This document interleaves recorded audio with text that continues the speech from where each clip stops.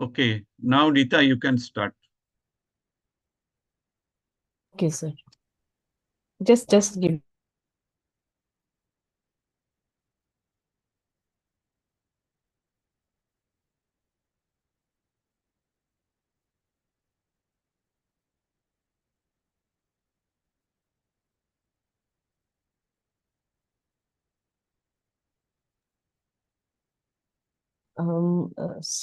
Is my PPT visible?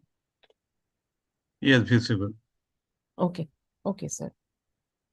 Okay, sir.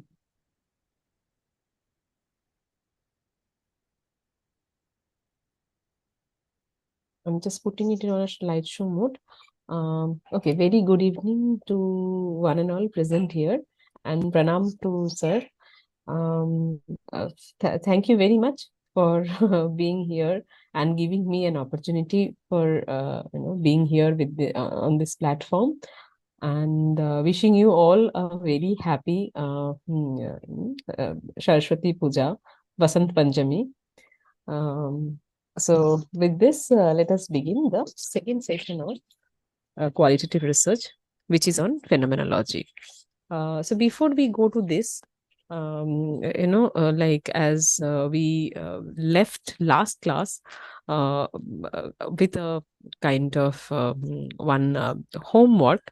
It was not mandatory, but it was just to like kind of giving a kind of recap of what we had in the last class, because this this different methods of qualitative research, they are all linked to each other. So if like if we can have a little bit of recap of what we had in the last class, and if somebody wants to share something, like I gave one that case study that is on Chandalika, Rabindranath Tagore's play. So if somebody wants to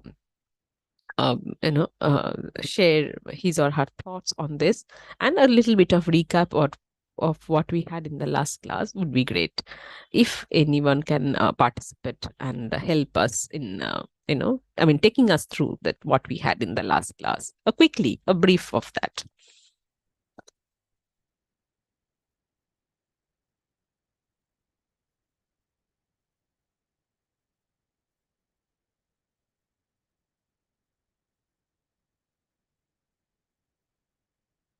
Shati, please enumerate.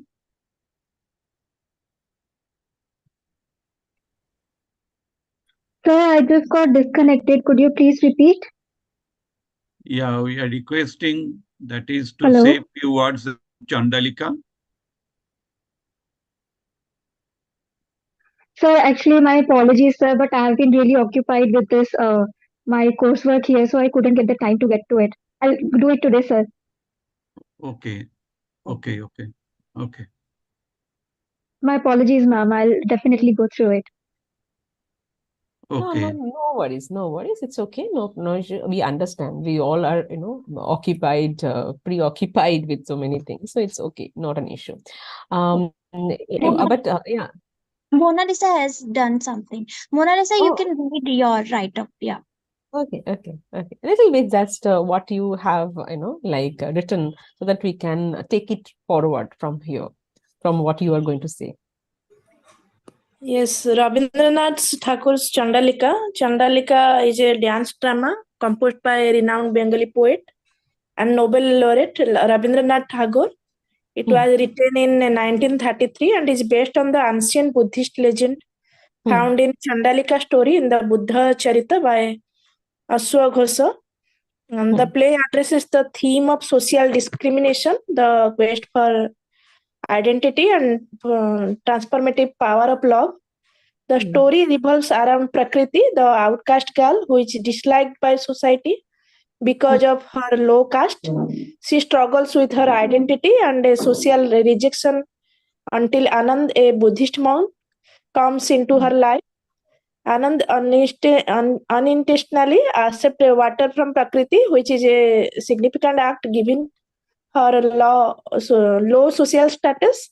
So this simple gesture ignites a profound transformation in Prakriti, who begins to question societal norms and the limitation they impose. As the story unfolds, Prakriti develops feeling of love and desire for Anand, who becomes her object of worship. However, Anand rejects her advances, leading to Prakriti to challenge her sense of self-worth and the consequences of societal discrimination.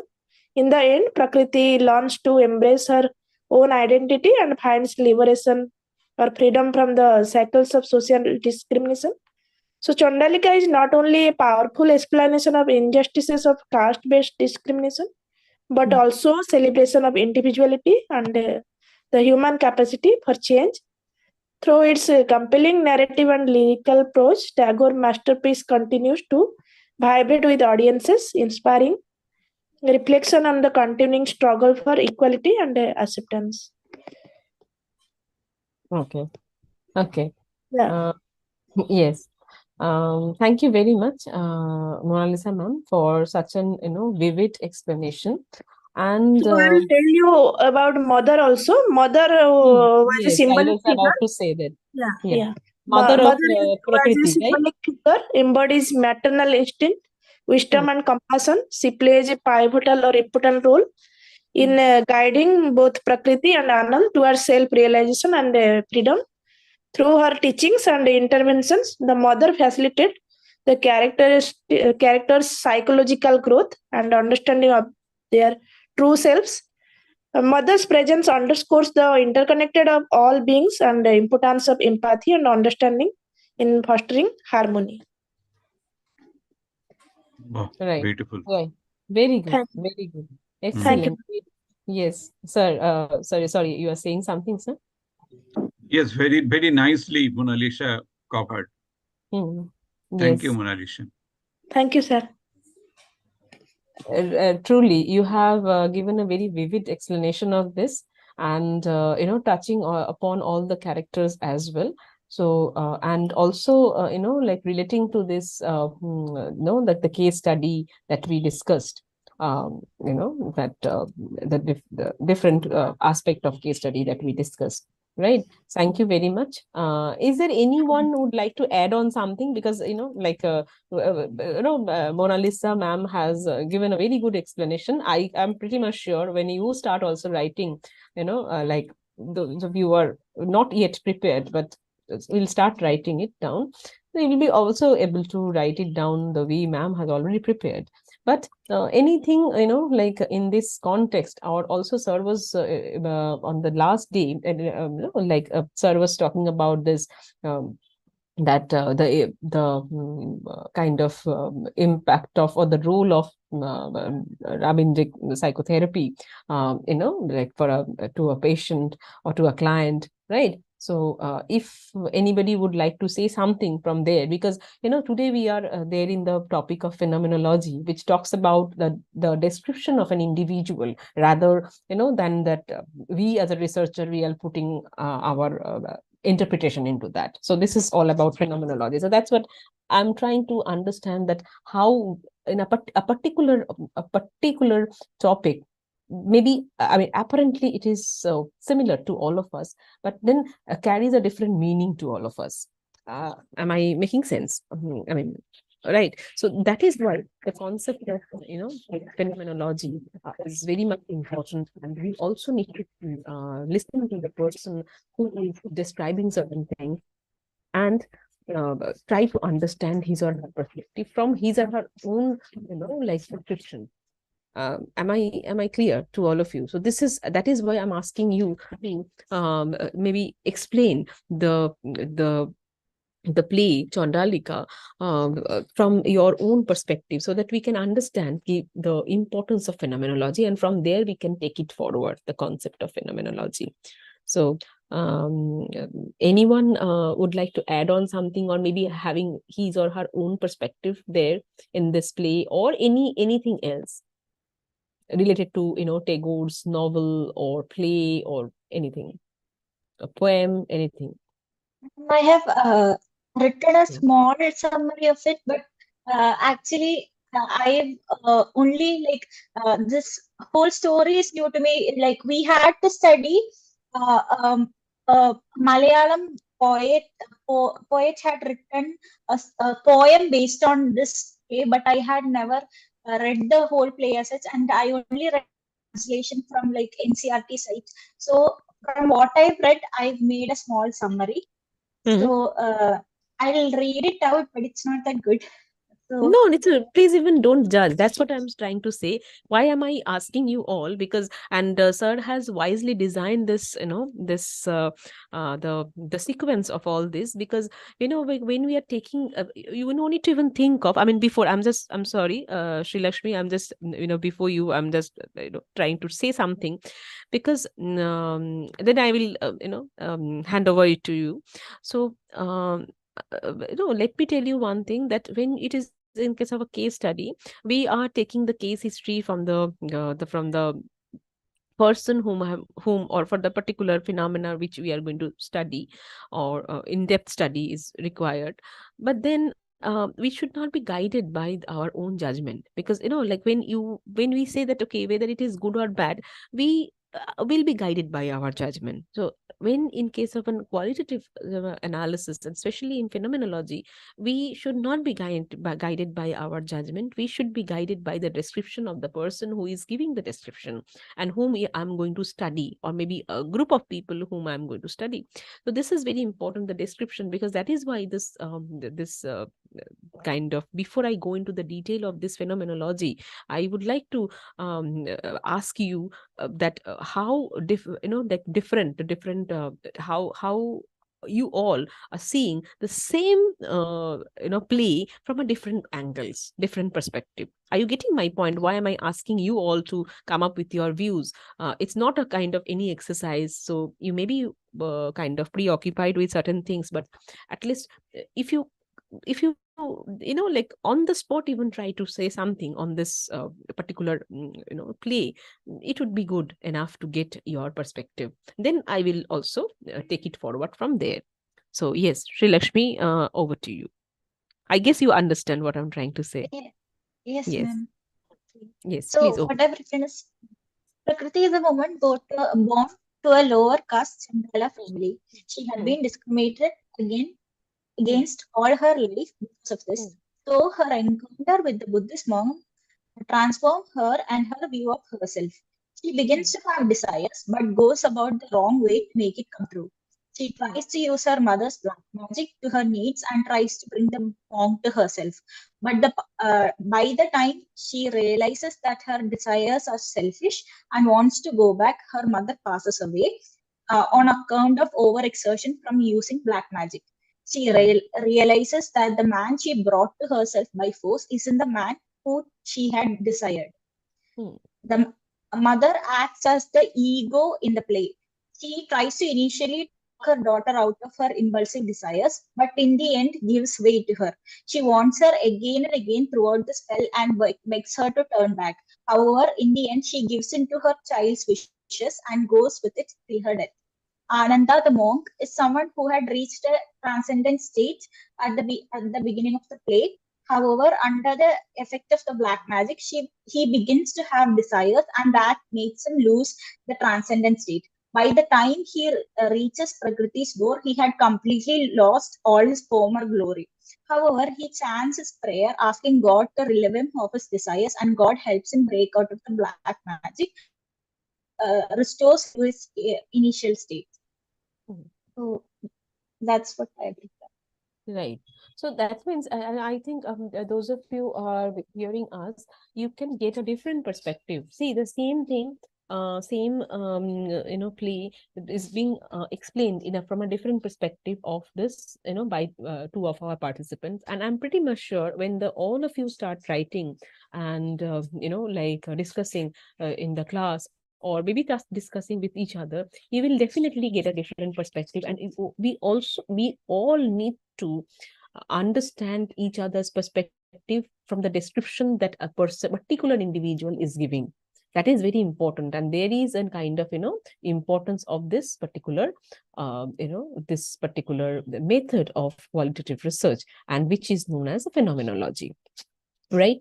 So with this, let us just quickly move on. And if there is anyone who would like to speak on this, or maybe if you, very quickly, if you want to make your own summary, own description rather, you can make it. Or maybe when after, like when we progress, when we are there in this phenomenology, I've understood the meaning of phenomenology, we we will be sharing our views on this. So if you have not yet prepared, maybe you are thinking of preparing a very small part of it from your own description, using your own description, right?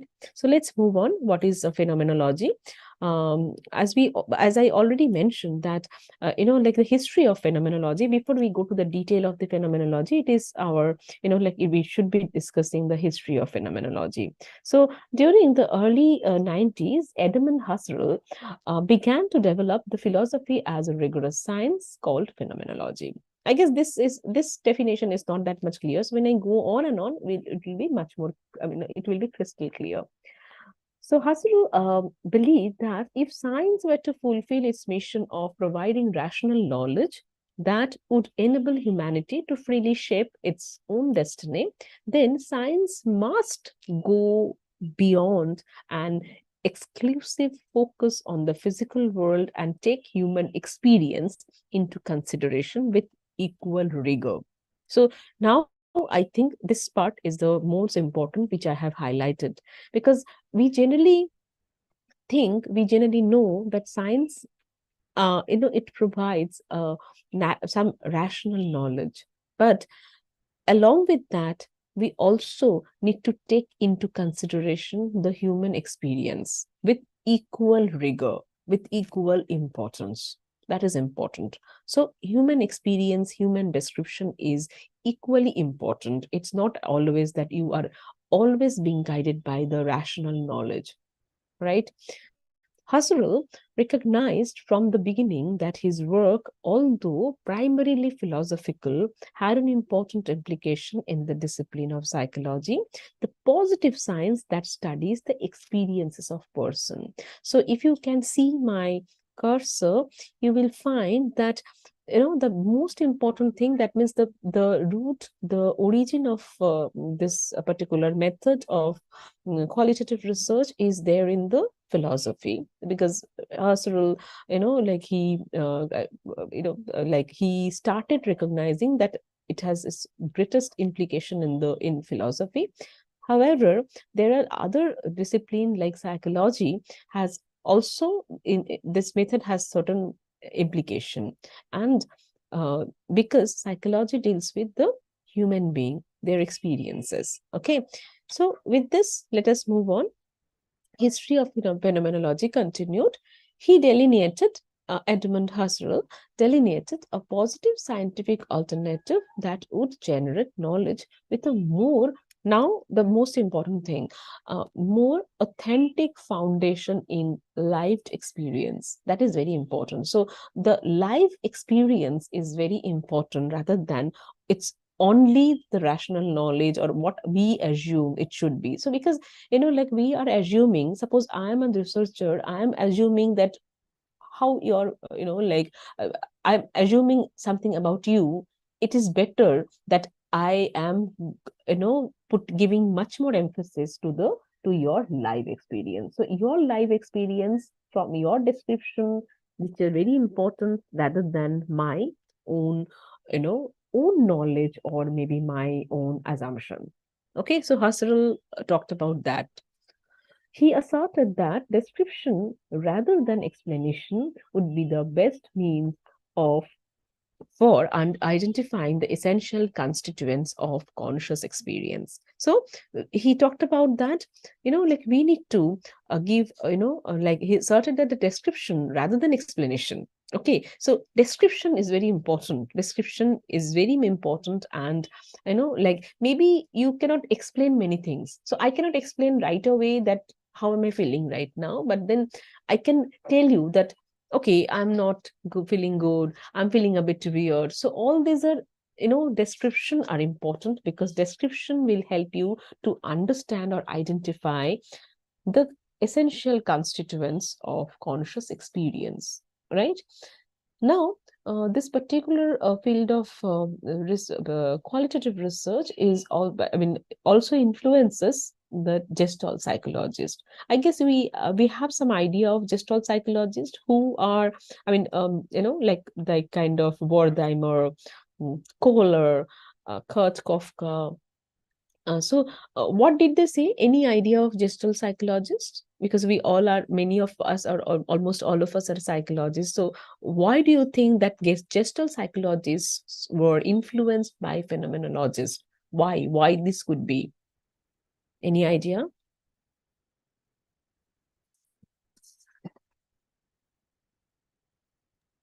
Just psychologists focused on individuals as a whole, so that Right. included their.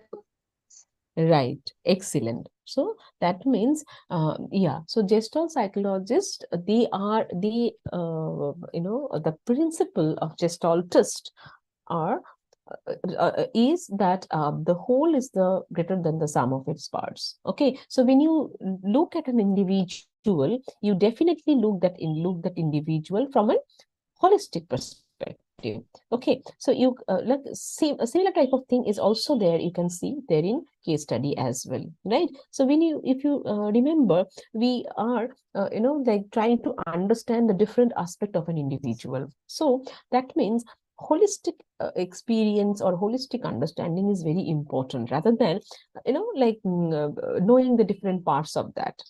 However, different parts will constitute a particular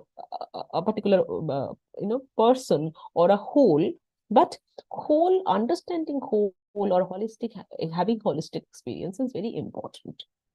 Okay, now let us move on with this. 1 minute.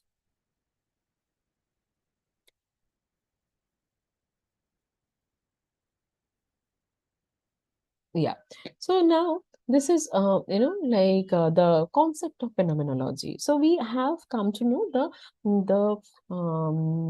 the history of phenomenology. Now the concept of phenomenology, as I said, that this phenomenology, like the origin is from some Greek word, two Greek words. One is phenomenon, another is logos. So it is basically the very much philosophical study of the structure of experience and consciousness. As it was earlier mentioned, if you simply go back, like if you can see that here it is written that we are helping a person to describe, and with that description will help you to better identify the essential constituents of conscious experience. The same thing over here, they're saying that like the experience, describing an experience, and the consciousness, both are important, right? The founder of phenomenology, as already mentioned, the German philosopher, as I said, that phenomenology has its origin there in philosophy. So German philosopher Edmund Husserl, he said that phenomenology is a type of research that seeks to explain the nature of things through the way people experience them. So that's what I said, that it's a kind of explanation of the people, the description that they do provide, rather, and the way they see the experience. It's not that I will impose my own understanding or my own meaning to your experience. Rather, I will ask you to come up with to explain your own experiences. Okay, so it translates the study. Basically, it is a study of a phenomenon or study of phenomena. Okay, in other words, it is a study of meaning of those things which have in minds of the audience, that whose audience you are studying, right? So it is basically studying the mind of a person. Mind means it is not a mind reading. Okay, let me tell you, it is not mind reading. It is studying the mind of a person, where you are asking that person to come up with his or her own explanations, descriptions, and then you are this, not imposing your own thing into this. Okay, so this is very important. Now, according to Jasper, phenomenology considers that the true meaning of phenomena to be explored through the experience of them as described by the individual.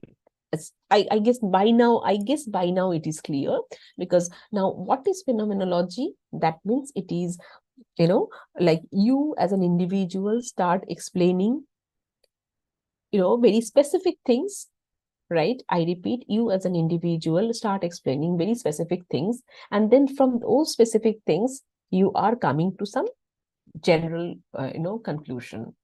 Okay, so that is why phenomenology, like case study, is also inductive in nature. Okay, so that is why, and it is also very much descriptive research. Okay, sometimes in some form of phenomenology, we also, interpret, they are interpretive in nature, but we will come to that, the different types of phenomenology, etc., etc. But more or less, in general, what we can see that it is a true meaning. So if you can see that it is a true meaning of the phenomena to be explored through the experience of the particular phenomena as described by the individual. So individual is very much important here, not that what you as a researcher thinking, what your participant is saying, that is very much important. I guess by now it is clear by and large. Is it clear? By and large, is it clear? Okay, so anybody would like to give just a brief of phenomenology so that we can understand it is understood somehow? Anyone who has understood it? Okay, with respect to the Chandalika, the phenomena is the principle of equity and principle of humanity. So that may be considered as the phenomena. Yes. Yes. So how we can explain this thing in terms of this phenomenological research? Yeah, right. Yes, sir. That was actually, Chandalika was chosen keeping in mind this phenomenology as well as a case study. So it's more of a phenomenology. So that's why we started with this thing. So thank you, sir, for, relating it to it. So I was thinking that if some participants can also relate to it, because it's a kind of experience, like, a person who is on an audience who is sharing, and how he or she is saying, like the kind of describing these things, that all the principles of Chandalika, all the, like kind of principle of justice, and this equality, equity, and all these things, but how it is being, portrayed in the eyes of a particular person. So if anybody, like would like to share something related to this, or maybe a quick understanding of phenomenology, maybe one-liner, two-liner, that's it. Anyone? যে যখন বললো না যেই মানব আমি সেই মানব তুমি কন্যা, so that is the principle of equity. Equity. And the humanity also. Yes, yes. So that is the Saraswat layer. Saraswat layer. Yes. Saraswat layer of consciousness. Consciousness. There will be no discrimination, no social discrimination, nothing. Right, right. The object around me and me, there is no difference between the two. So that is the layer of Saraswat in our consciousness. Yes. In Ravindic psychotherapy, this is the model. Right. Yes. So thank you, sir, for your, as an kind of lively, explanation. Sir, can we go ahead? Yeah. Go. Okay. So the goal of phenomenology, so after sir's kind of explanation, like we will be discussing this, the goal of phenomenology, and they will talking about the different types of phenomenology. And then again I have one kind of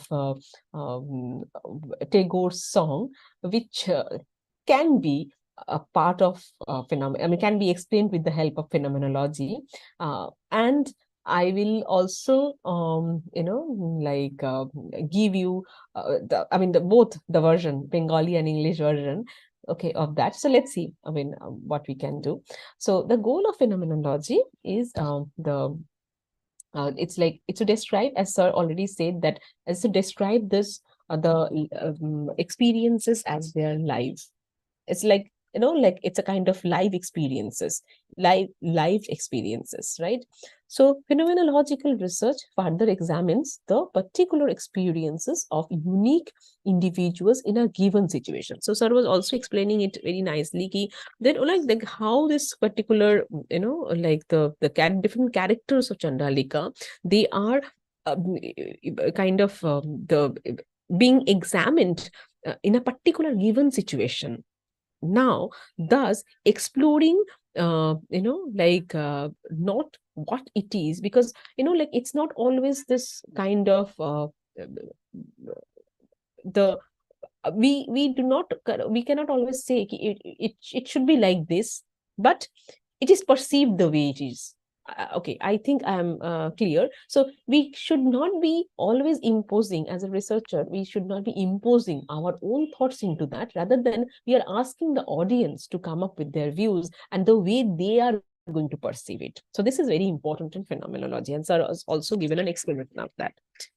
The task is to investigate and describe all phenomena, including human experiences, in the way they appear. That is very important. So when the way they are appearing to us, to us, we should be taking it. We should not be modifying, remodifying, and giving it the shape of our own, the way we want. So it is not important in phenomenology. Rather, it should be that the way it is coming spontaneously, we should be investigating that thing, we should be describing these things. Phenomenology aims at searching through the layers of interpretation to disclose experiences as it unfolds. And sir also gave an example of this, different levels of consciousness. And then the way it unfolds, it should be given very spontaneous. It's not like something like we always have certain thing in mind and we are imposing thing into that. It should be very spontaneous. So this, all the layers of interpretation, as sir given this different layers of consciousness as well related to it. So this should be very spontaneous. Okay. Now, the goal of phenomenology, there are other things, because if you do not understand these things, we will never be able to, understand the main essence of phenomenology. This is very important, right? The purpose of phenomenology is to illuminate the specific things. Sir also, given a kind of example of a specific situation, right? So we have to, should be giving emphasis to the specific things, identifying the phenomena through how they are being perceived by the actors in a particular situation. This is important. I was trying to give you this essence of this, the illuminating the specific things, very important. And the second one is bracketing taken for granted assumptions and usual way of perceiving the thing. So this is also another very important, you can also say this is not only the goal, but also the characteristics, the salient feature of phenomenology. Because, when you cannot bracket the taken for granted assumption, you cannot bracket the taken for granted assumptions. You will be, being guided by your own thoughts, your own logic, which is not the principle of phenomenology. So in phenomenological research, you should be bracketing taken for granted assumptions and the usual way of perceiving things. Let these things unfold the way it is coming to you. Okay.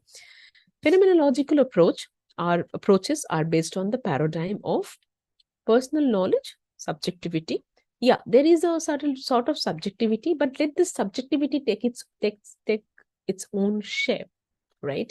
And emphasizing on the personal perspective and own interpretation. So I said that own interpretation, own discussion is okay, is important over here. It's not that as a researcher, I will think that, okay, my interpretation, because in case of quantitative study, we generally give our own explanation. Significant difference between male and female with respect to self-esteem. So we give our own explanation. Okay, this is what we think. But in case of phenomenology, you have to interview people, you have to understand that, as the different, the participants or different sample, participants, their story evolves. You have to take it as it is. You cannot be guided by your own thoughts. This is very important. Pure phenomenological research seeks essentially to describe rather than explain.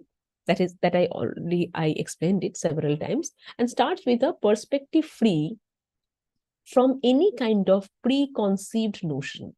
So there should not be any kind of preconceived notion that it should be like this. Chandalika, the play, the character of Prakriti, character of Prakriti's mother should be like this. Because, like if you have heard the two participants, their explanations, the character of Prakriti's mother was differently perceived. Somebody is perceiving it as a kind of, like the mother, the always the well-wisher and always this, guiding and all. And somebody was giving a much more emphasis on that even if she was a mother, she was, initially tried to kind of tame Anand with her black magic. So, like this, the different perspective you have to, but we cannot say that, okay, first perspective is better than the second perspective is better than the first, or whatever it is. You cannot be judging here in phenomenological research. And the purpose of phenomenological inquiry is to explain the structure or the essence of life experience in the search of meaning that identifies the essence of phenomenon and its accurate description through the everyday life situation. So it gives you, because we are not here generalizing many things, we are trying to give emphasis to this specific phenomenon, specific understanding, specific life experiences. We are not going to generalize that Chandalika, by and large, it would be perceived by this. Ananda, by and large, it will be perceived by this, or it should be. Right? We are trying to get different perspectives so that we are getting a holistic viewpoint of this, and we are getting different perspectives so that we can have a wider explanation of the entire play. Right? Now move on the characteristics of phenomenological research, and I guess I have a yes, small doubt on yes, the yes. previous slide. Yes. Can you Let me go to the previous slide. Yes. Tell me. can you just explain the bracketing? Okay, bracketing. Yeah. Yes. Okay. Bracketing. Let me just first read out this entire statement, then it would be easier for you to understand. Okay. Phenomenology aims at studying experience from the perspective of the individual, bracketing taken for granted assumptions and usual way of perceiving. Okay, so now let me give you an example. Okay, suppose you are trying to understand what is the meaning of bracketing here, right? So here, suppose you are trying to understand the experience of a person, experience of suppose the life journey of a pregnant woman giving birth to a child. Getting my point? So this is an example, right? So now you are, as a researcher, you may not be guided by any kind of preconceived notion, right? Pregnancy, it's always very, very troublesome. A mother definitely will be having so much of problem might have experienced so much of problem, etc. Rather than you should be asking that each and every participant to come up with their views without throwing your own assumptions. Here that is why we are saying that bracketing taken for granted assumptions. So you have to bracket them out. You have to bracket out all your preconceived notion, all your preconceived assumption. already taken for granted assumptions. So if you, some people, now let the different participants, suppose you have interviewed 5 participants of the pregnant woman according to their history of their pregnancy. So now you should not be guided by your own assumptions, rather than asking them. Maybe one participant was saying that, okay, it was a wonderful experience, I enjoyed the entire thing, it was a kind of, I felt it was very complete one, etc., etc. I was being I have achieve something, it's a complete one, I can see the existence of someone in my inside me. So, or maybe somebody else, also the participant 2, is explaining it that no, it was really a bit troublesome, because like I had to do so much of work, and then etc., etc. So you as a researcher should not be guided, should not be biased, or should not be throwing your own assumptions, and you should be bracketing your taken for granted assumptions, and try to perceive the unusual way of I mean, try to perceive the participants, their own perspective. Got it? Yes, ma'am. Got it? Yes, hello? Yes, ma'am. Okay. Should I go to the next one then? Okay. Yeah. So the characteristics of phenomenological research, that now by and large you will be understanding these things, what many like I have already explained it several times, that this is a focus on the audience interpretation. Here also, Sri Lakshmi, you can, if you pay attention over here, you will be understanding that what is bracketing the taken for granted assumptions. So here it is clearly written that a focus on the audience's interpretation of something. I will not impose anything, I will bracket them out. I will not say it should be like this, Sri Lakshmi, you have to tell this, you should be like this. Rather than I will be asking you, tell me what do you think about it. Are you getting my point? Yes, ma'am. Okay. The focus is on the audience interpretation, a lack of researcher bias and prior influence, because here researcher bias, it would be very less, because here you will not be, and you have to be, as a researcher, you have to set aside, keeping them aside, all the prior prejudices and assumptions, all your preconceived notion. You cannot be guided by that. That is second one. A descriptive emphasis on the research insight that will evolve from the from the description of the audience. That is very important, rather than your own insight as a researcher or your own explanation as a researcher. That is, audience, understanding audience, you have to understand, describe the phenomena in the wearing the lens of that audience perspective, not that what you think or how you think it should be. Okay. And the next one is that connecting objectivity with life experiences. Now you need to describe that how the the audience experienced the event, as well as how the audience interpreted their experiences, that experience by that they have experienced. So now your work is to find out that how can you relate these things, right? But first, before you go for relating these things, you have to consider the audience's perspective. Very important.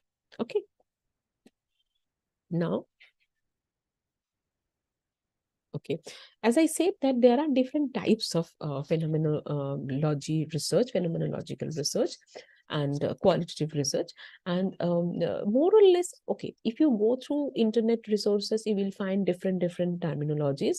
Sometimes some categorization, some resource will only categorize them as an existential phenomenology, hermeneutic phenomenology. Some will give you this 3, or somewhere there will be more than that.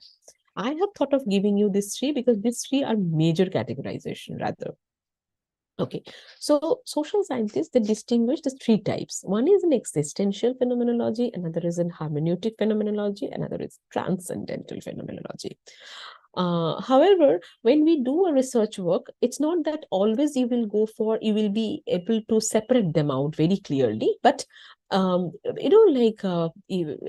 you can use all of them, or you can use two of them, or you can compare your, like kind of, what should I say, you can compare your results using two different types of phenomenological research. So that you can do. Now, the first one is existential phenomenology. Okay, so what is existential phenomenology? First of all, phenomenology is all about the existence, all about that, that the perspective taking of an individual. So it is focusing on, it's a very basic phenomenology research. It is that focusing on the understanding of audience's experience through their perspective. It is more or less a very basic thing. So I'm trying to understand your the experience, your certain experience, but I will ask you to come up with your own perspective. It's not that I will be imposing my own perspective into that.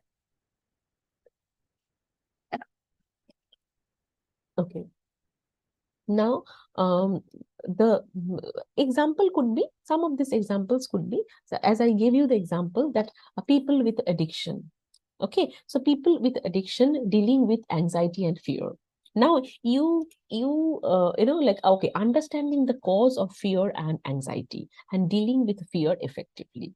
All these type of things which are actually coming from this concept of this existential phenomenology.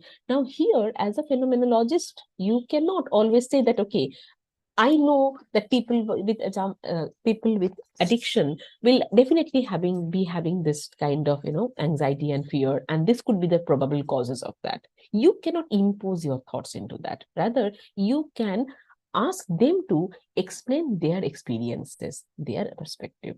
That is very important. So here, this type of studies are known as existential phenomenology.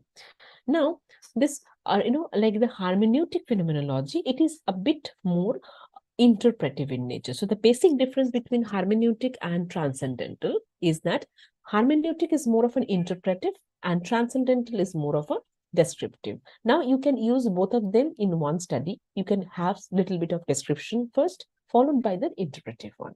Okay, let me give you an example of that. The example that I gave while explaining that concept of bracketing things, right? So hermeneutic phenomenology, it focuses on the basic salient feature of this is that it focuses on creating meaning from the experiences. Now, definitely audience perspective is important, which is the basic concept of phenomenology, but here it is that creating meaning from the experiences through audience's perspective. Now, for example, that I give you this example, childbearing journey. So it could be good, it could be very good, it could be very exciting, it could be very bad to different people. And the causes behind them could be also different. Maybe a person belonging to a very poor family, right? And sometimes, the pregnant mother is not not getting this nutritious food. Then do you think that it's going to be a very, very rosy journey to that person? No, probably. Maybe she needs to go every day for some manual laborer's job. Do you think that it is going to be very, very rosy to that person? No, right?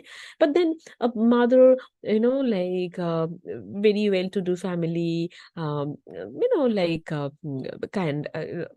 maybe having the first child, first experience, very exciting. It's going to be very rosy or very exciting for that particular person.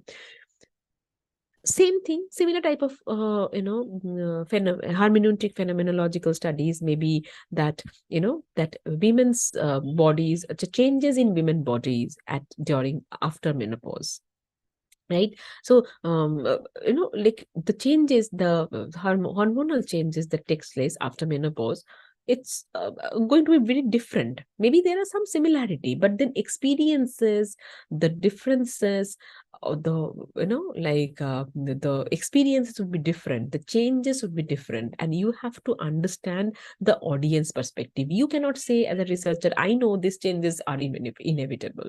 Maybe there are certain common changes. I'm not kind of saying, I'm not against that, but I'm telling you that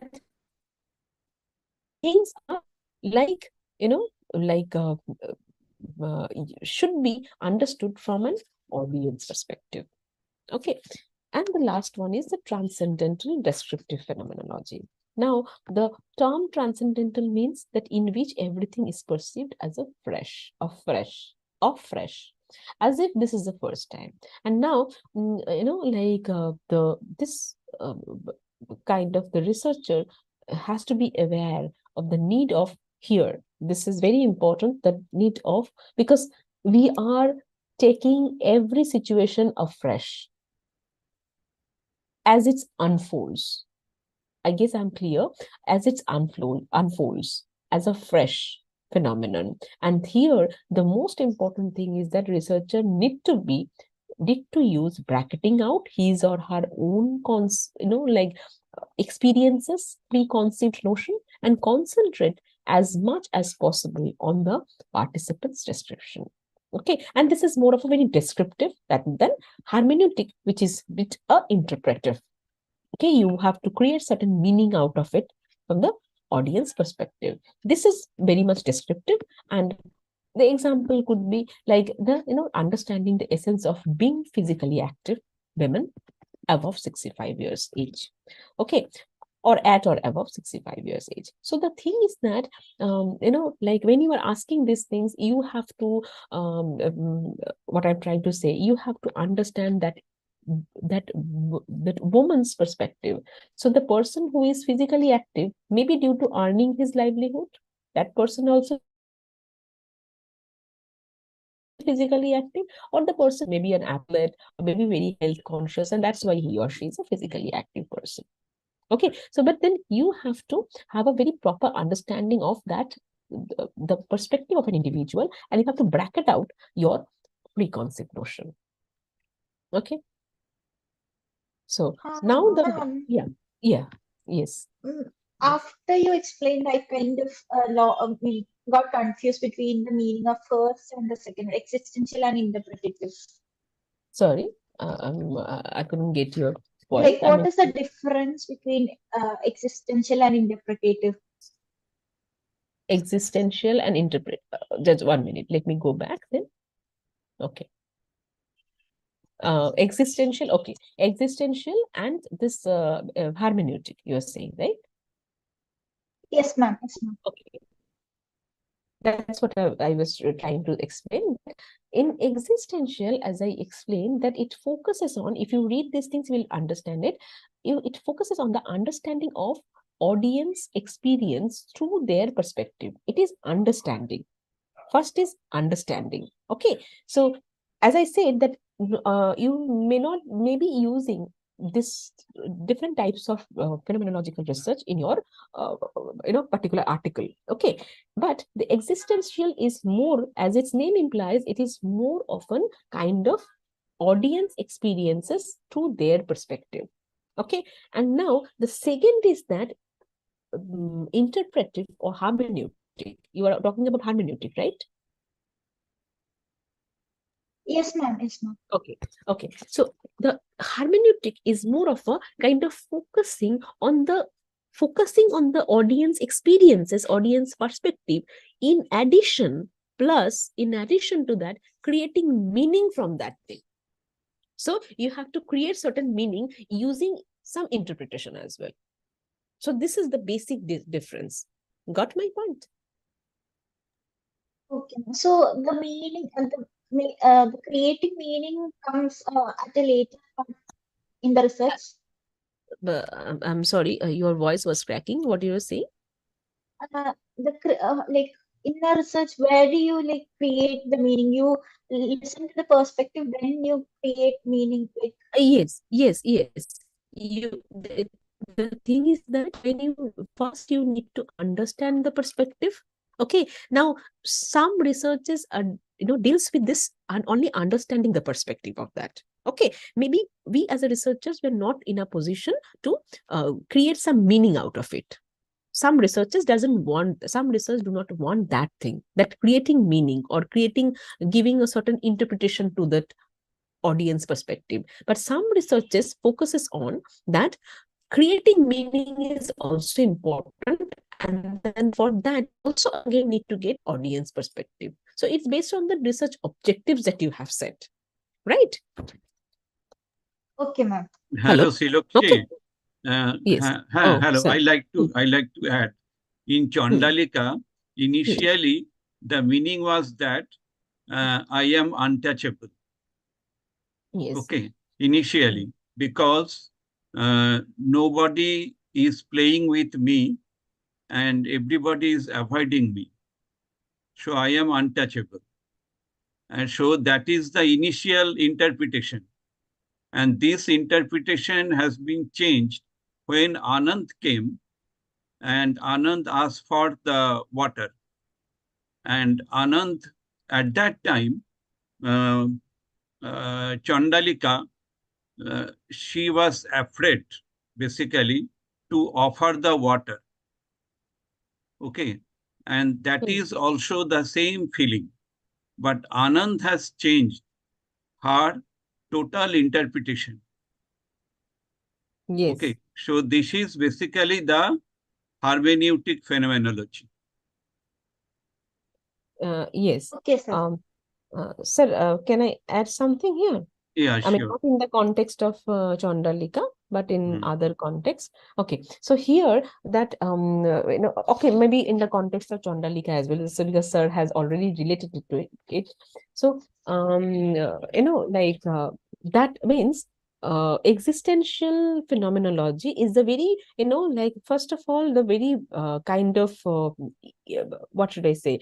As sir said, that it is like untouchable. They cannot give, they cannot provide, cannot kind of offer some drinking water to a person who doesn't belong to their own caste, right? So that was the kind of the overall explanation, that because they do have people belonging to that group, that play suggests that the people belonging to that group, they have a very basic understanding of that. So they have this fear of not offering this help or water or food to those people who are belonging to the upper caste, right? Now when sir also explained it, that when we are trying to create certain meaning out of it, and maybe some interpretation one step ahead, it's a kind of additional thing that will become a kind of, as sir said, that it is an hermeneutic one. So this is actually a kind of value addition. Hermeneutic one is a kind of value addition over this existential phenomenology. Okay, ma'am. Okay. Okay. Yeah. So this is the kind of, data collection. You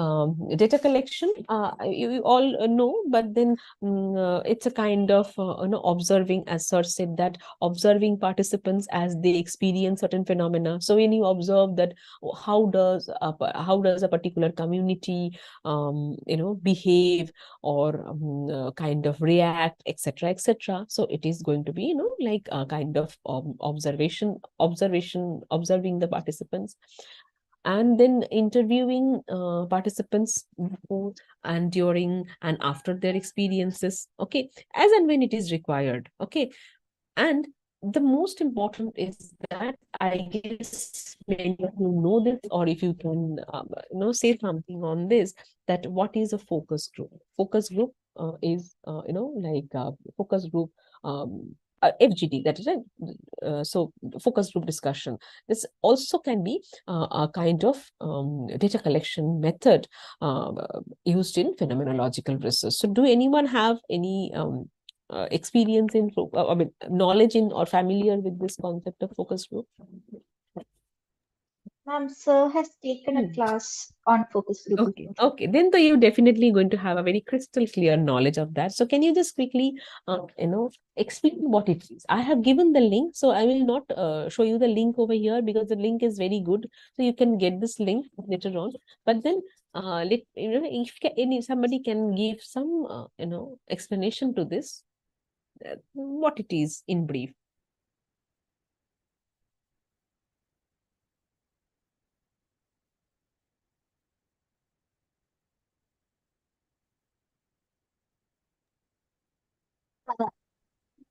In focus group, we select participants who are related to our research topic. It's usually a small group. The moderator, the moderator captures the conversation, interviews the group as a whole, and the conversation between the group is also captured during the interview. Right. So this is actually, this method can also be used in as a research method therein, phenomenological research. Okay. And also, as you said, that maybe this conversation can be recorded, and then between participants, conversation can be recorded, or maybe analyzing some personal text. So if you are writing something, then the researcher can also analyze the text as well on the observations of the participants related to the phenomena. So, right. So these are the more or less the basic data collection method in phenomenological research. There is one concept in phenomenological research, or it's not only in phenomenological research, but sorry. Okay. Just 1 minute. So sorry. Okay. So it's known as triangulation. So I get to know this word. Triangulation technique usually refers to a process of utilizing the diverse perceptions to clarify the meaning, as it is a kind of, utilizing or taking diverse perceptions through interviews, through focus group discussions is an essence of phenomenological research.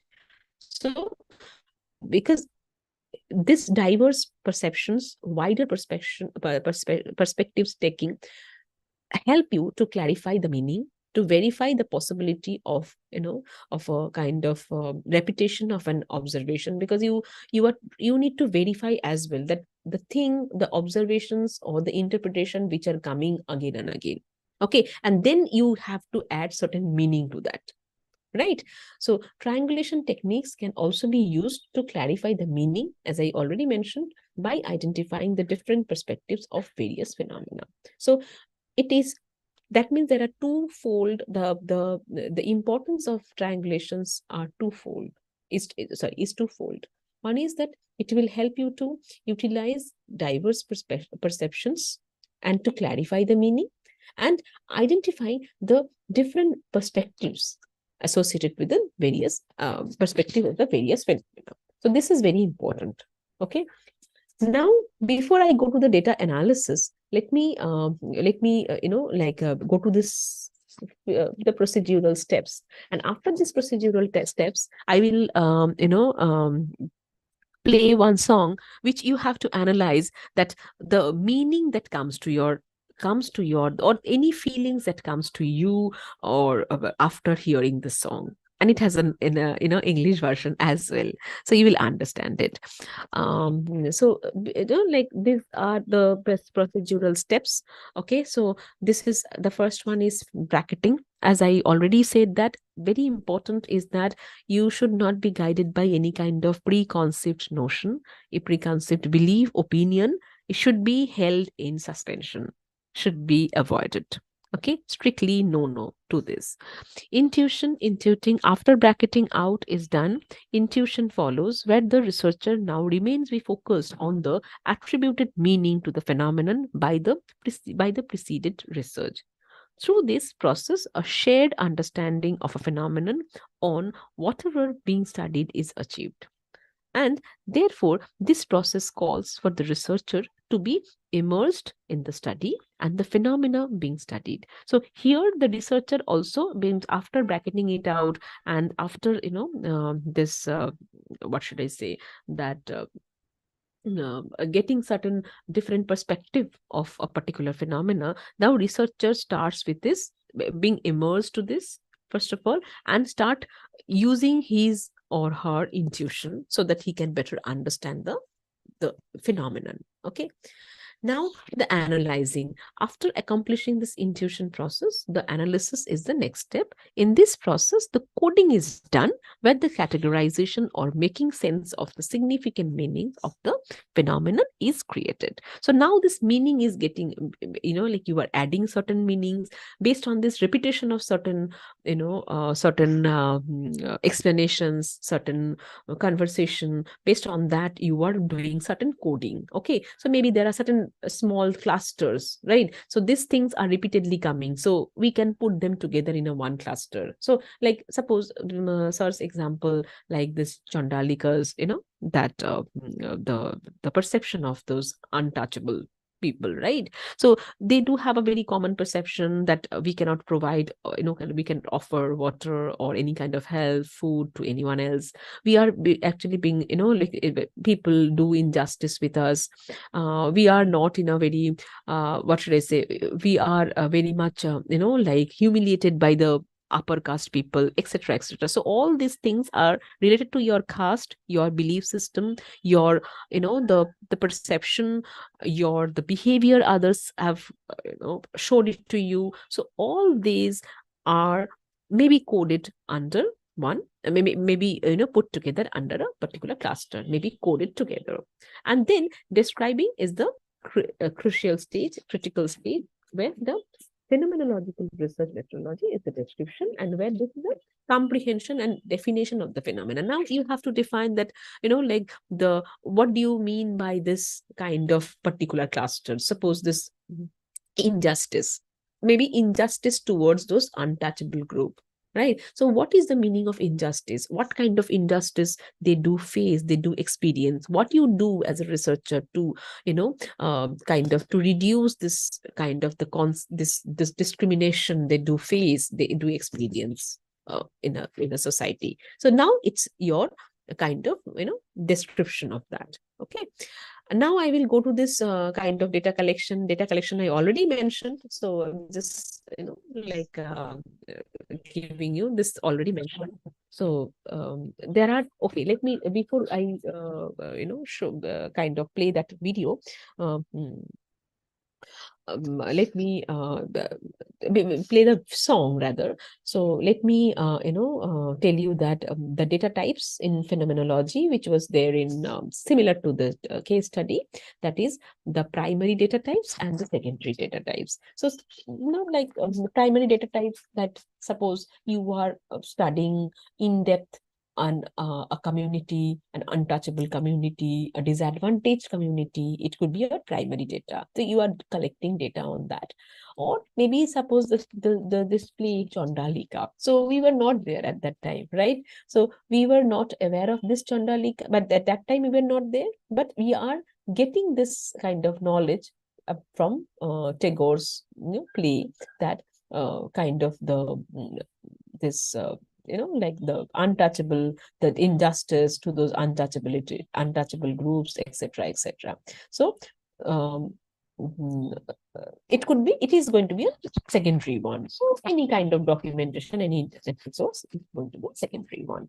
Okay, so now I will kind of pause here a little bit, pause in a sense, like we have spoken too much. Now before I go to the next segment, let me because I will also like give you a kind of show you one this type of research structure. So before that, let me play that song so that we can have our own understanding, so that you have to, what you need to do, you have to first listen to this, and then you have to explain that after hearing this song, I mean, like the thing that you that comes to your mind first. Am I clear with this?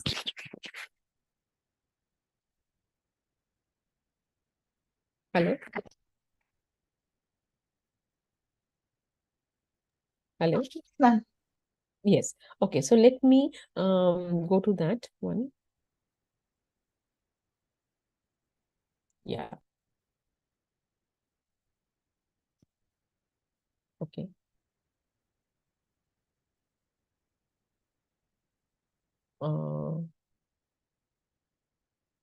Just 1 minute.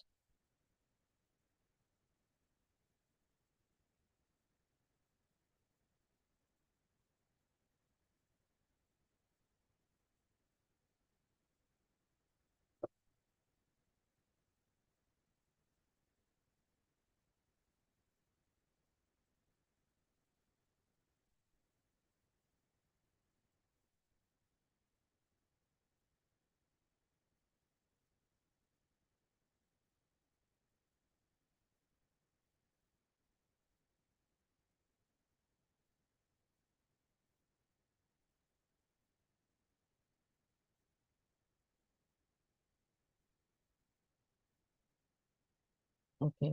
So let me just 1 minute. 1 minute. Huh? Let me stop sharing my screen.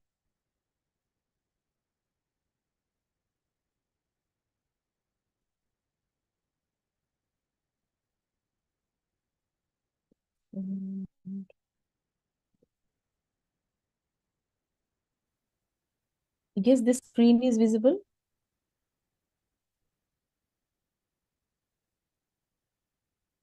Yes, I ma'am. guess this screen is visible. Yes, it's visible. Okay. Okay. So can you just confirm, like anyone can confirm whether this Sound not coming. sound I have not yet started. So I'm just playing it. Just confirm it once that whether sound will come or not. Yeah. So just 1 minute.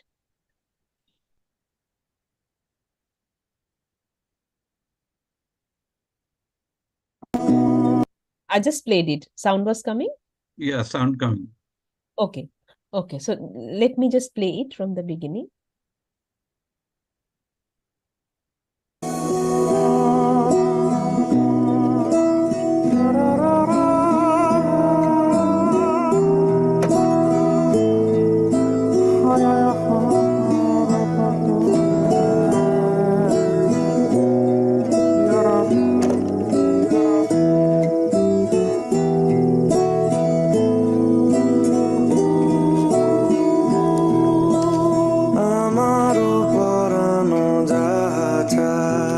So let me tell you that this English translation is also there. I mean, simultaneously you can see this because the song is in Bengali, so we cannot change that.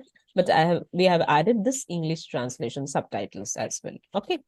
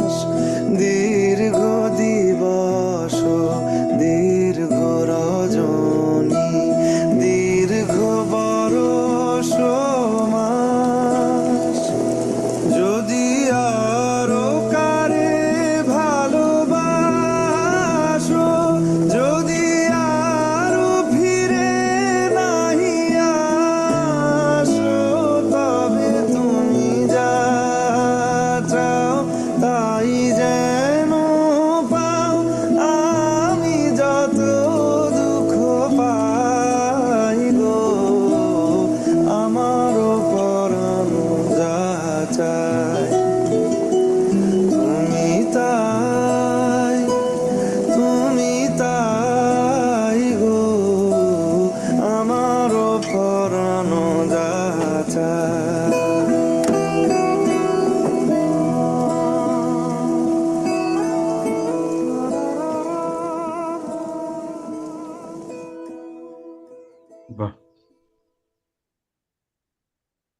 Okay. Let me just stop sharing this.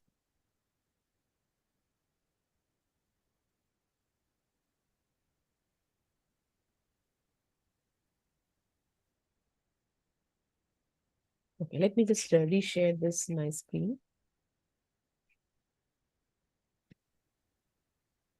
Okay, I will also share this thing with you all in this, because if you can hear it later on, it's really, really nice. I will share this with you all in the chat box as well.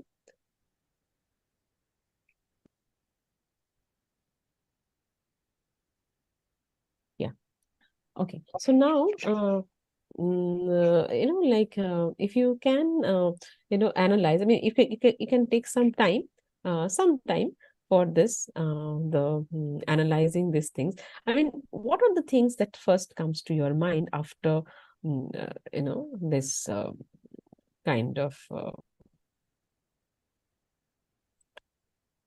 hearing this song? What is that? Because if this is the high time when you need to explain these things, because otherwise, all the essence of phenomenological research will go in vain. So if, like the things which are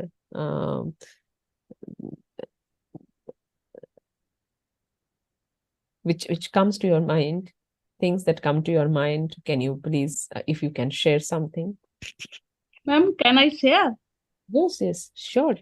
I'm asking you all to share, because this is a high time to share, because this song, the first thing that comes to your mind, because the song, I have interviewed few people, and I have seen that there are many things that come to their mind after hearing this song. Yes, please go ahead. After hearing the song, first point comes in my mind is that here she wants to unite with God. Without God, she does not. He did not want to seek any happiness. Right. Anything else? I mean, if somebody wants to share it in Bengali, we can also share, translate and share in the group. So it's not going to be a big issue. If God wants to set, she accept it with happiness. Right. Okay. Okay. Anyone else? From the translation, what I've got is this person who is singing, he has a kind of unconditional love for his lover. Right. And he just wants to keep her in his heart. He doesn't care if she doesn't reciprocate or she finds someone else. He doesn't care that. He just have a really big love for her, and he's content with love. Right. Okay, so now can you see that? Okay, any other explanation? আমি এটাকে relate করছি artificial ইন্টেলিজেন্সের সঙ্গে। হ্যাঁ sir, বলুন sir. হ্যাঁ sir, please. এটা artificial intelligence. এখানে হচ্ছে আমার যেটা ইচ্ছে করে আমি সেইভাবেই তোমাকে বানাতে চাইছি। আমি চ্যাট জিপিটি কে বলে দিলাম, দেখো আমি এইরকম ভাবে একজন মানুষকে চাইছি। This type of man I want. Okay. So I have told everything to ChatGPT. So now you draw a picture, okay, out of it, and the ChatGPT will provide me some picture, and based upon that, I have used another AI to draw that particular figure. So that may be the artificial intelligence and Ravindra Sangeet. So that is going to be a great, research area, because, like nobody has. So we have got, so that's the, beauty of attending sir's classes and all. And, like we all learn so many things, and we'll get to know what are the future areas of research. So it's like we have never thought of. So thank you very much. Like when because we also used to teach these things to our research scholars, right? So I will also tell them, give them this perspective. That is going to be a great one. And like it would be great if we can work on this. Sir আর কিছু perspective আপনার যদি থাকে, মানে it's really great to know, মানে আমার তো মনে হচ্ছে আপনারা হয়তো আরো অনেকগুলো পার্সপেক্টিভ আছে, আপনি হয়তো আরো কিছু বলবেন যে আপনার যে আপনার প্র্যাকটিস রাদার, মানে সেটা তো আমরা জানি, because we all know that you also like apart from a great statistician teacher, you also practise as a medical practitioner. So এটা তো বেসিক্যালি যেটা হচ্ছে কগনিটিভ রিস্ট্রাকচারিং, একটা কগনিটিভ স্ট্রাকচার ছিল, সেটাকে আমি রিস্ট্রাকচার করে দিচ্ছি। আমারও পড়ানো যাহা চায় তুমি তাই গো, so that is my structure. এবার সেই স্ট্রাকচারটাকে আমি যখন চেঞ্জ করে দিচ্ছি, তখন আমি বলছি যে তুমি যদি অন্য কোথাও যেতে চাও চলে যাও, কিন্তু আমি অন্য কোথাও যেতে চাইছি না, আমি এখানেই থাকতে চাইছি। So this cognitive structure that is become the restructured to another phenomena. So initial phenomena is something is there, and through some process it has been restructured to another phenomena, and I want to concentrate on that particular phenomenon. So that may be another interpretation of this. Because in Rabindric psychotherapy or Rabindra Sangeet, you can find out repeated cognitive structuring and restructuring. Okay, sir. Tagore has given importance on this particular cognitive structuring and the restructuring. And basically the restructuring means where you will find out the feeling of non-discrimination, non-judgmental. Non-judgmental, non-discrimination, that is the total harmony that you can enjoy and after the restructuring. But in case of the structure, and there will be some difference between you and the structure. But in case of the another restructured condition, you do not find out any difference between you and the object in front of you. So that is the feeling of Saraswat layer, that is total harmony.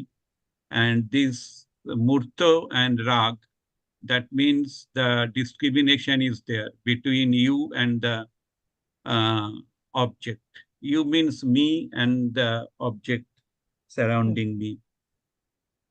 So there is some discrimination. But in case of the Saraswat, there is no discrimination. So if you think about the quantum consciousness, you can think about the quantum entanglement. So negative entanglement is there. In case of lot of the negative connotations are there. So this negative entanglement, that will be changed to the positive entanglement after that, through this counseling process, whatever the process is going on. Maybe through the Rabindra Sangeet, by playing Rabindra Sangeet, one can restructure. That is also possible. Because I have treated the cases like in this way, and I have noted that there is a huge change, total change basically. One wants to commit suicide, and I told her, okay, you don't worry. You will do only one thing, because you know how to sing Rabindra Sangeet. So you will play Rabindra Sangeet, and you will share your Rabindra Sangeet to me in the WhatsApp. That's all. She regularly did it, and now she is totally well, no problem, nothing. No medicine, nothing.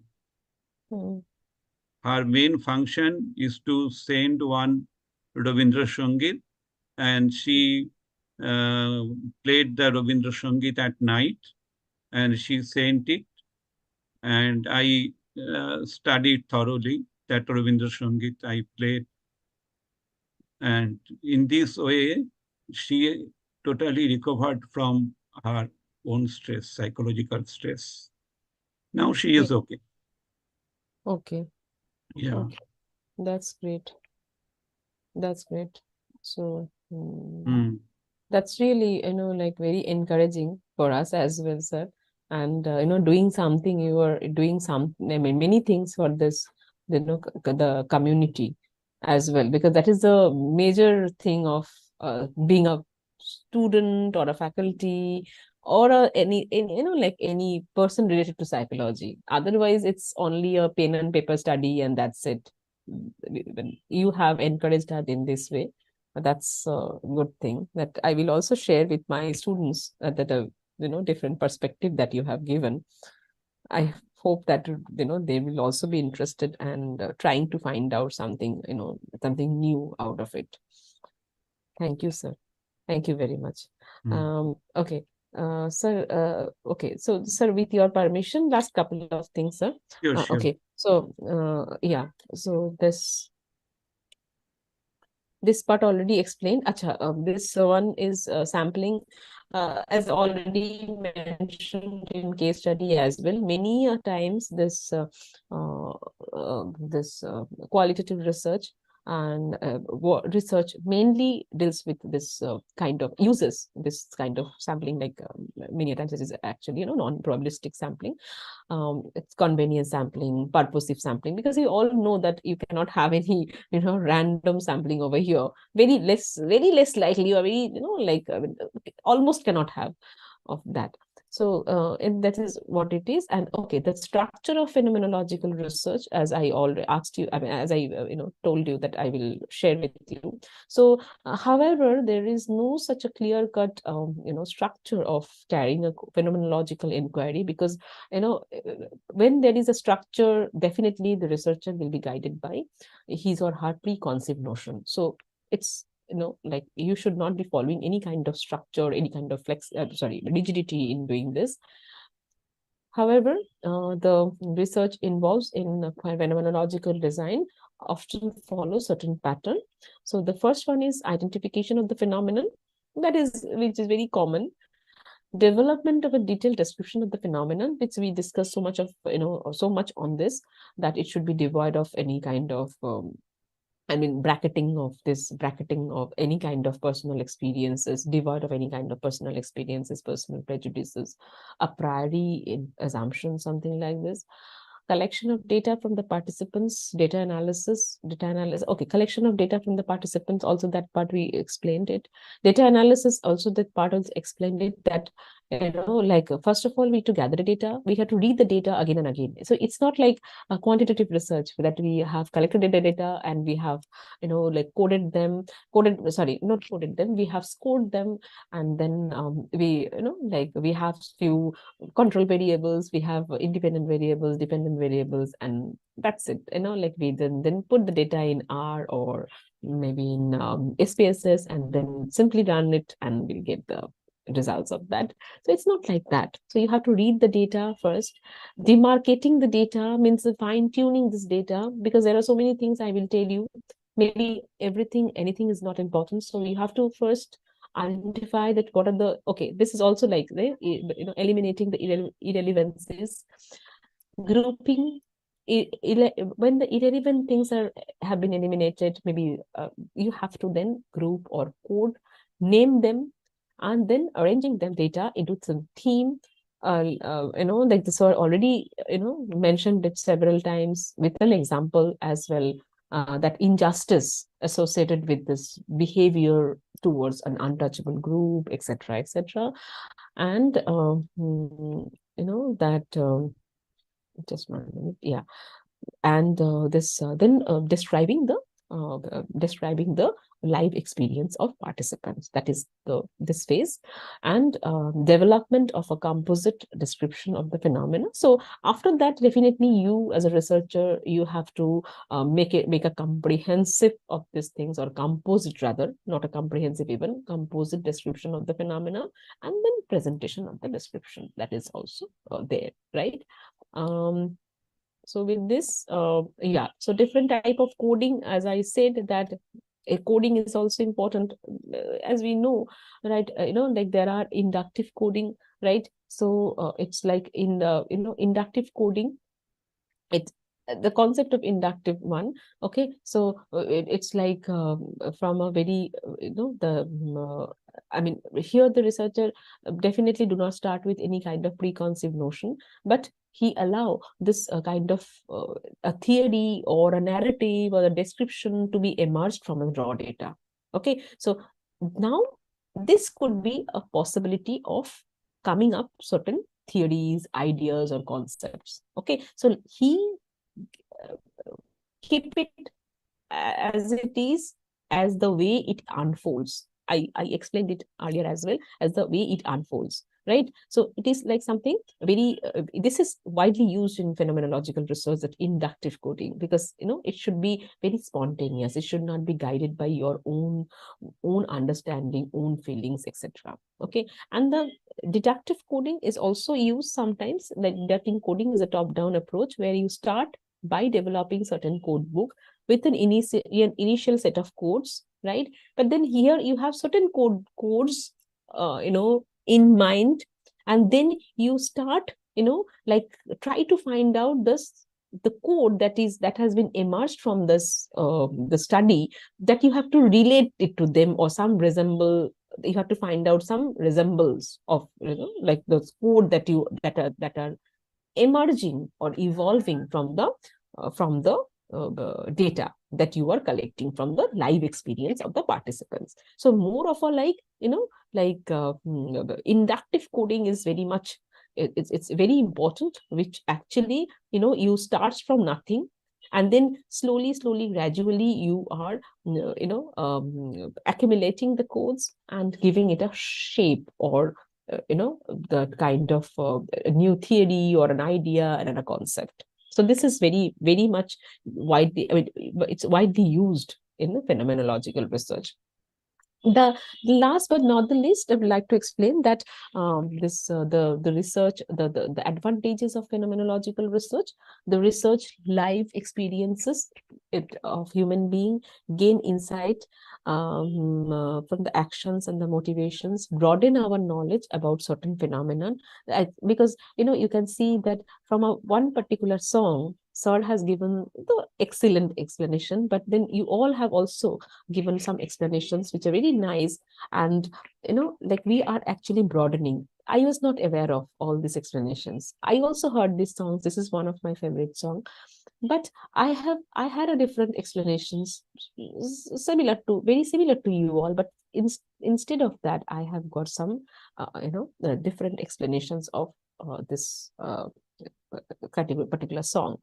Creating awareness of the phenomenon. So Sir also has awareness that he has related AI and Ravindra Sangeet, Ravindric psychotherapy, and classifying the relationship also. Sir has identified that there is an impact of the role of relationship between AI and the Ravindric psychotherapy. So it can be used. Okay, that can be a new altogether a very new contribution in the field of psychology, right? It could be a revolutionary in the field of psychology.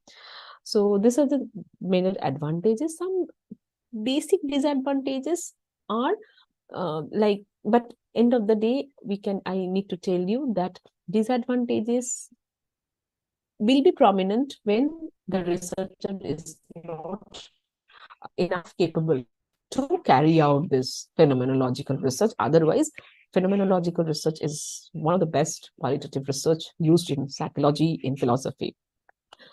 Few disadvantages, like maintaining a pure bracketing is very difficult. That's true. That like completely biased, free from this biasness, it's very difficult. And sometimes, some point of time while doing your interviews, FGDs, you as a researchers will be maybe some induced bias can affect your outcome. Participants of the research may not be able to express their views. That's true, because there are sometimes people are, having certain language barrier, age, cognition, because sometimes age-wise also some barrier could be there. Like maybe the generation-wise, the explanations may get changed, and also this language barrier. So if I if I going to play this song in Bengali only, definitely you will never be able to understand. Few of you never be able to understand. But when there is a subtitle, मान लो कि there is no subtitles or something like this, so then what will happen? It's very difficult for you to understand. So that language barrier can be one issue, because here the subject needs to talk a lot. It's not that you are giving a data, yes, no, to some extent, Likert scale or something like this. It's the huge thing. It's an experience, explaining or describing your experiences or life events rather. Presenting the findings of the phenomenological research is a bit difficult. And data gathering, analysis of phenomenological design can be a daunting and very time consuming. So phenomenological research in general is very time consuming. That's true. However, it is just a kind of, like if you can do it, the phenomenological research can be one of the best. Okay, so now with this, let me show you these things. Let me give you this particular case study. So this was a kind of case study, which came to my mind when we all were experiencing sudden outbreak of COVID-19. Right. And we, like many of our family members, we lost many family members. And it was not very easy, because I was, I also come across this type of thing in my life, in my family. Right. So many of some of them, not many, we lost them during this COVID-19. And now the thing is that when you are going to survive, when you're going to interview those people who are the survivors of that and who have lost their loved ones, okay, this was going to be very difficult. Okay, so one experience I can share that, okay, so keeping the name confidential, one of my colleague, okay, newly married during this COVID-19, was very pathetic. And after within a month of her marriage, she lost her husband. So it was very pathetic. And like and then definitely after COVID, when everything started reopening, and we also started kind of going back to our workplace and all, I spoke to her. We all spoke to her. It was not, like we have never given her any kind of consolation, because it was beyond consolation. But like I have heard what she said, and how did she manage this entire thing. It was, like something very unique thing, unique to an individual. The things that she shared with us was very unique, was very pathetic.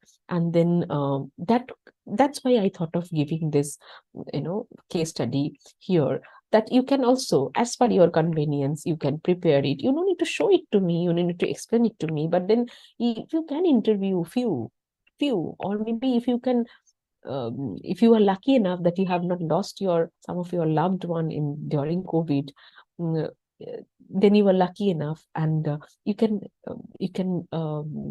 hear, or you can you can hear some interviews of those people who lost their loved one during COVID, and they're still surviving. Some people are still surviving. That you will find that different perspective of different individuals. So like it cannot be generalized always. So this is what it is, and that's it. With this, let me just finish it, and I would like to also show, with sir's permission, obviously, that I just stopped sharing my screen. With sir's permission, sir, can I just show them the structure of a published phenomenological research? Because if later on they are going to, they are thinking of doing something. Yeah, definitely that will help them. Okay, so Definitely. yes, yeah, so let me just stop sharing the screen and just give me a minute and let me just Amruta, please knock Shati. Shati is, where is Shati?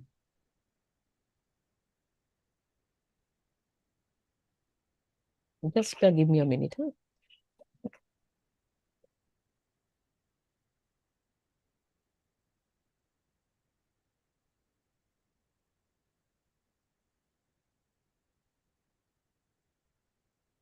Mm.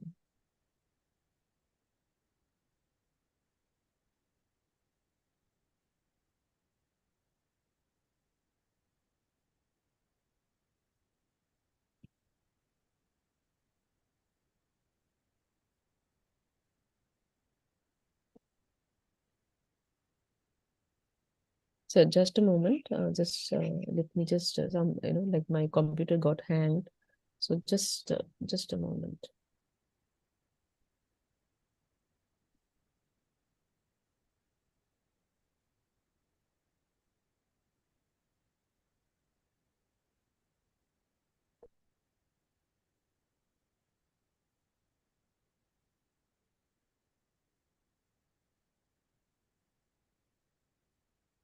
Yes, I got one.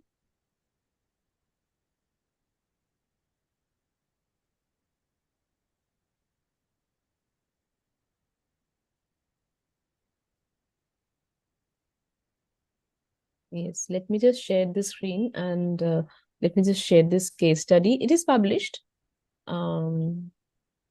This is similar to this. From there, I also got an idea of sharing with you all that the concept of this, the survivors of COVID-19, those survivors who lost their loved one during um, COVID-19. So this is a phenomenological study of the educator's experience. This is a different perspective, educator's experience after a COVID-19 perspective. So we all are an academicians, so we had experience certain things. So as I said, it starts with this identifying the phenomena. So you have to write down one introduction of that. I guess my screen is visible. Yes, ma'am, it's visible. Yes, yes. So you have to write down an introduction. There you need to introduce the concept that you are going to, a phenomenon that you are going to study. So they have written it on this educator's perspective, experiences. Like you can see that forced readiness, right? You can see that. So this is online teaching practices, initial stages. They had a little bit of, the hurdles they accounted for by the educators with the connection, equipment, time taking, etc., etc. And then so some studies, because before that there were many studies also published. So some studies related to online learning, the pros and cons of online learning during COVID-19. So many people face some problems. However, this actually going to be a very enriching thing. But then initially it was very teacher centric approach rather than student centric approach. But then educators kind of found a bit difficult while doing this online classes. They did not have enough training, initial transition, like they reviewed this initial transition, etc., etc., the pattern of behavior, coping strategies, etc., etc. And then the method comes where you have to explain the participants, how many participants they have. As I said, that purposive sampling approach, 20 participants were selected. It's based on University of Malaysia. Okay, so data collection, they don't like the absence of lockdown. As we already mentioned, this is an direct interviews due to this social, the absence of direct interviews. So it was a kind of video conferencing, WebEx meetings, etc., etc. that they did it. So otherwise, if it is not going to be a lockdown one, it was could have been an. Sorry, sir. Sorry, sir. No, You're saying something? Okay. Okay. So it could have been a kind of not having lockdown during that time, so no social distancing. So we could have used this direct interviews, or maybe you can use this focus group discussions as per your the objectives that you have set. And then you go for the data analysis. Okay. So you have identified different content, different themes, right? Okay. So there's technology, content, knowledge. This is their theme that they have identified from those online interviews, etc., etc. So they have identified, and beach me, you can see here they have identified the themes, and in between they have given this some verbatims, like what sort of verbatim will lead them to identify that particular theme. I guess this is a good one. So we can also plan like this. So, like this could be one. This is vital. participant 12. This is participant 1. Yes, this is the vital one. Yes, sir. So this is participant number 5, participant number 12. So as they have taken 20 participants, so you have to analyze their certain verbatim, and then you have to create certain theme, and you have to also put it there in your research work that this particular theme is being has been evolved, or it was evolved because of participants said this. So this is the kind of results part. And here you can also see they have given this part. Yeah, so participant 19, participant number 19. So without disclosing their names and all these things, so they have said that based on this verbatim, they have identified a particular theme. And then the last part is the discussion. Obviously, so they have presented in a kind of tabular format. Before pandemic, what was the situation, and after pandemic, what was the situation? This is a researcher's insight, definitely. And but emerged, not that researcher has did it. It's not that. So this is what it is, and that's more or less the conclusion and the references in APA formats in the 7th edition going on right now. So this is what it is. So now you have to give this ethical statements, and then if there is any funding or author's contribution, etc., etc. This is all about like if you can if you want to do this, all these things are available. So if you want to do this type of research, it would be you can go for this this format, or there may be other formats as well. So whichever is convenient to you, you can go ahead this. So with this, first of all, it was really nice learning experience for me, sir, that you have given such an explanations, and I have learned these things. And sir, please give us some research opportunities working under your supervision, that so that we can do something new in the field of psychotherapy, Ravindric psychotherapy. Thank you, sir. Namaskar.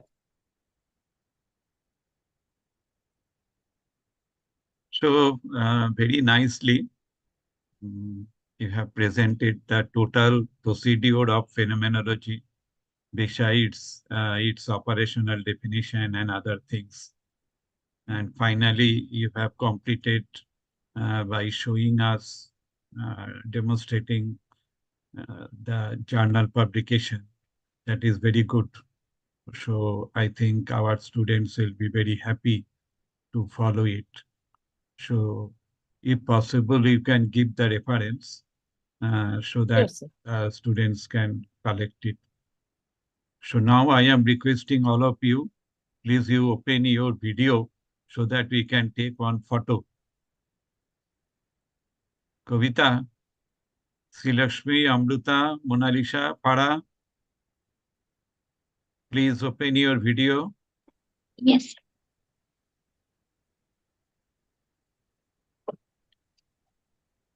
Mona Lisa, you are not prominent, you are not coming. Thank you, Srilakshmi. Oh, good. Kavita, Srilakshmi, that is better. Your light, yeah. Switch it on. Yes, Amruta, Para. Kavita, you are not visible.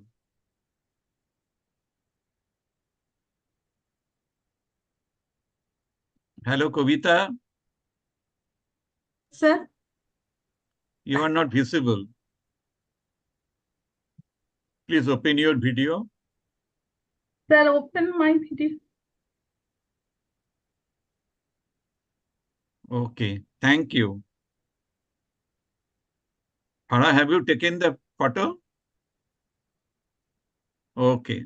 Thank I'm you. also Thank taking. I'm also taking and giving it in the chat box, sir. A smile, Yes, please. that is good. A smile. Sure, sure. Thank you.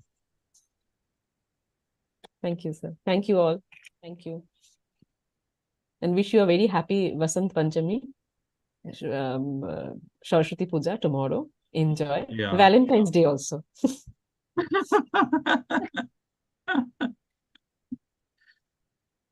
So I'm giving it in the chat box, sir.